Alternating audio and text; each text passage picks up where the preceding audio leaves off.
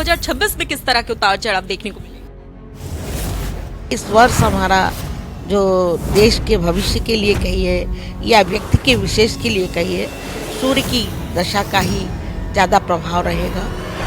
अच्छी चीज़ें होती हैं, नामचीन लोगों का एंट्री होती है। विपक्षी पार्टियां हैं जो लगातार सत्ता पक्ष के लोगों पर भी और विपक्षी पार्टी है सत्ता पक्ष दोनों एक दूसरे पर टकराव या आरोप प्रत्यारोप के सवाल करती रहती है। मैं विपक्षी पार्टियों के लिए कह रही हूँ, उनको धर्म का निर्वहन करने से किसने रोका? आपके अंदर धर्म के प्रति धार्मिकता है ही नहीं, तो आप धर्म को क्या निभाएंगे? बागेश्वर धाम बाबा जो है धीरेन्द्र कृष्ण शास्त्री, वो भी लगातार अपने हिंदू राष्ट्र बनाने की घोषणा की बात करते हो। देखिए, हिंदू राष्ट्र तो होना ही चाहिए। हिंदू राष्ट्र होने में दिक्कत है। मुस्लिम जो पक्ष है उनको दरकिनार किया जा रहा है, क्या वो इस भारत का हिस्सा नहीं है? जब आप हिंदुओं के बीच में रह रहे हैं तो आपको हिंदुओं की तरफदारी भी करनी चाहिए, हिंदुओं के हित में काम करना चाहिए। क्या लगता है योगी जी की वापसी फिर से होनी है या नहीं? 100% 100 मतलब योगी जी की वापसी होगी। जब हम सनातनी होंगे तभी हम अच्छा सोच पाएंगे। नमस्कार, आप देख रहे हैं जनमत न्यूज और मैं हूं आपके साथ ज्योति कनौजिया। बता दें कि बस कुछ ही पलों में हम लोग 2026 नए साल में प्रवेश करने वाले हैं और बता दें कि 2025 सभी लोगों के लिए बड़ा चुनौतीपूर्ण रहा।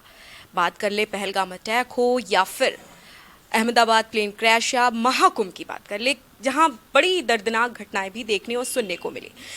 हमारे देश के लिए सबसे ज़्यादा चुनौतीपूर्ण रहा 2025। तो आज हम बातचीत करने के लिए हमारे साथ मौजूद हैं गुरुमा आचार्य, जो बताएंगी राजनीति से लेकर जो सवाल कुछ मैं पूछने वाली हूं उनसे कि राजनीति में किस तरह का उतार चढ़ाव देखने को मिलेगा। जैसा कि 2025 भारत देश के लिए बहुत ही चुनौतीपूर्ण रहा, क्या लगता है कि राजनीति में अब 2026 में किस तरह के उतार चढ़ाव देखने को मिलेंगे? देखिए, इस वर्ष हमारा जो देश के भविष्य के लिए कहिए या व्यक्ति के विशेष के लिए कहिए, सूर्य की दशा का ही ज़्यादा प्रभाव रहेगा। जब जब सूर्य की महादशा काम करती है या जब जब सूर्य आता है तो अच्छी चीज़ें होती हैं, नामचीन लोगों का एंट्री होती है, नामचीन लोगों से सवाल उठते हैं, नामचीन लोगों से ही सब कुछ बातें होती हैं।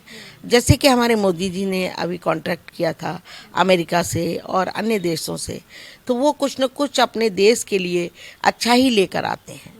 इसी प्रकार अगर योगी जी को देखा जाए तो उन्होंने, जैसे कि आपने अभी कहा, कुंभ में भी बहुत दर्दनाक घटनाएं हुई।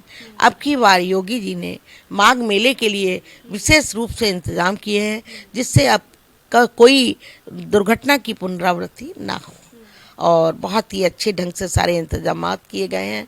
पुलिस प्रशासन की व्यवस्थाएं भी बहुत अच्छी हैं, यात्रियों के आने जाने की सुविधाएं भी की है, कुछ निःशुल्क भी किया है उन्होंने जाने आने का महिलाओं के लिए, और हर प्रकार की व्यवस्था, खान पान से लेकर रहने रुकने की व्यवस्था, सब वहाँ पर अच्छा इंतजाम किया गया है।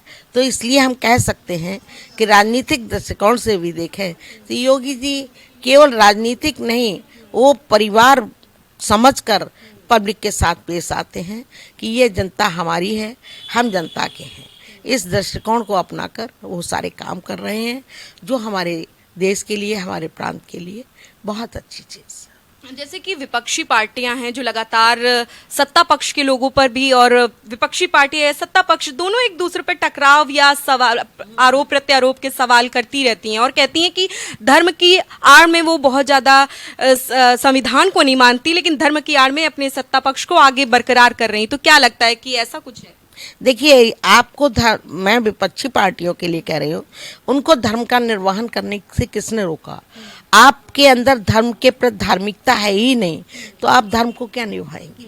इन लोगों में कूट कूट कर धार्मिकता भरी है। ये धर्म का मतलब ये नहीं होता कि हम केवल जाति और उसके विशेष रूप से लेकर बात करें। धर्म का मतलब ये है मानवता को बढ़ावा देना, मानवता के प्रति सोच रखना, हर व्यक्ति को समान समझते हुए उसके लिए कार्य करना।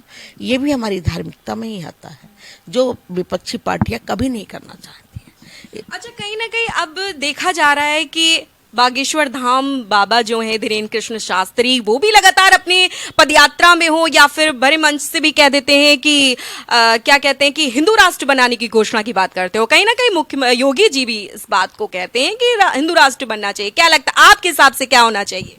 देखिए, हिंदू राष्ट्र तो होना ही चाहिए। हिंदू राष्ट्र होने में दिक्कत क्या है?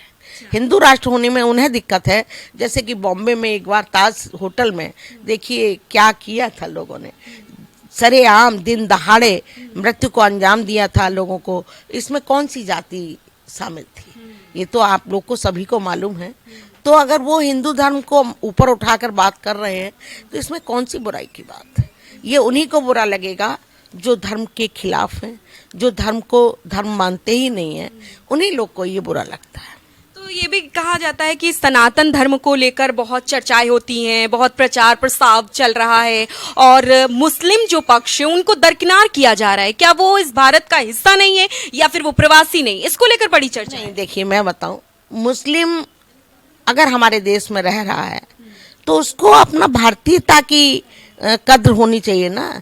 वो यहाँ पर भी अपने ही धर्म की बात करता है, अपने ही धर्म को ऊपर रखकर बात करते हैं और हमेशा मुखालफत करेंगे हिंदू राष्ट्र की, हिंदू देश की। जब आप हिंदुओं के बीच में रह रहे हैं तो आपको हिंदुओं की तरफदारी भी करनी चाहिए, हिंदुओं के हित में काम करना चाहिए। मतलब थोड़ी है कि आपके हाथ में आए और उनका मर्डर कर दिया आपने, या आपने किसी की ज़मीनें छीन ली, आपने दहशतगर्दी फैला दी। ये धर्म नहीं सिखाता हमारा। तो इसलिए आज के युग में सनातनी होना बहुत ज़रूरी है। जब हम सनातनी होंगे तभी हम अच्छा सोच पाएंगे। अब जैसा कि आप भाई ज्योतिष हैं तो आप भविष्य को अच्छे से देख लेती हैं, पहचान लेती हैं, परख लेती हैं। तो मैं आपसे ये पूछना चाहूंगी कि 2027 में चुनाव होने वाले हैं और अभी हमारे मुख्यमंत्री योगी जी, क्या लगता है योगी जी की वापसी फिर से होनी है या नहीं? 100% 100 मतलब योगी जी की वापसी होगी, इसमें दो राय नहीं है।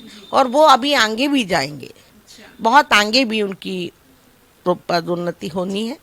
केवल मुख्यमंत्री ही नहीं बनेंगे वो, और आगे भी जाएंगे।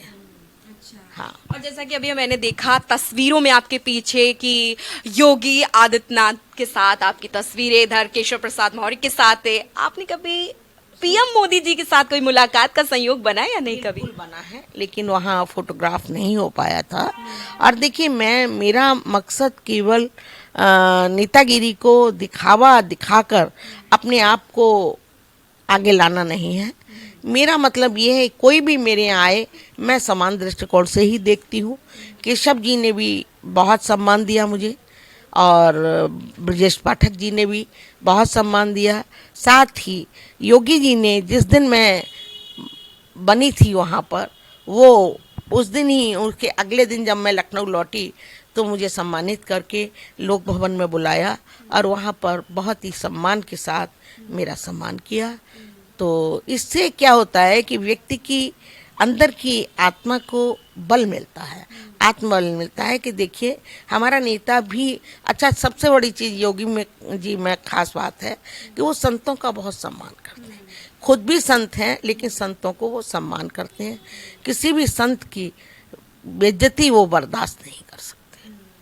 तो मैं तो उनके लिए यही कहूँगी कि 2027 में फिर से आए और आएंगे ही, ये मैं विश्वास के साथ कह रही हूँ।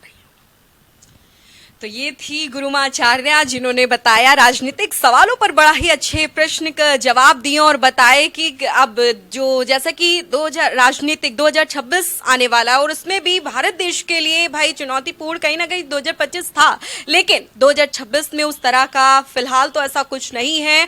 और बात करें राजनीति की तो योगी जी की बात करें 2027 में जो चुनाव होने वाले हैं उसमें उनकी वापसी है, इन्होंने पूर्ण विश्वास के साथ कहा है और तारीफें भी की हैं।